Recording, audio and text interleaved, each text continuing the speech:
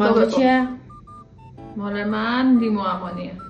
مال من یه گردنبنده مرواریدی. خب بگیر تو دستت اینجوری تکونش بدم. بگیر تو دستت. داره اوکی.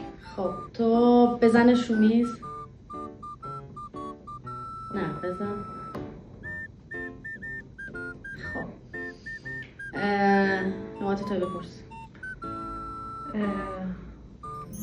بندازش رو میز. خب تو فشارش بده. بترکونمش. فشارش بده.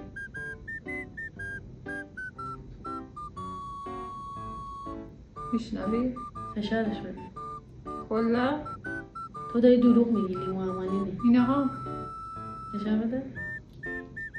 نه داری دروغ میگی لیمو امانی نیست. خب تو یه چیزی بپرس. تو داری دروغ میگی لیمو امانی نیست. خب سوال نداره، شاید یه کاری بکنم به ثابت بشه که راست میگن. خب چیه اگه لیمو امانی نیست؟ بیا این صدا گردم پس ببین قیل میخوره. بگی قلش بده رو میز.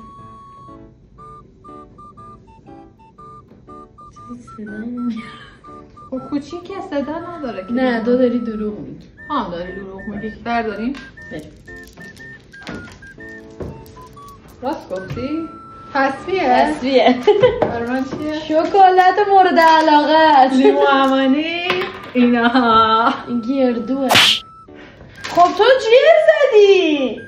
چیه جر زدم؟ به هر حال که لیمو امانی نبوده. خب نه جیر زدی، نمیتونی دوتا جسم میاری که. نه بردم دوتا جسم. چرا من دیگه؟ قایم کردم که تو شک کنی.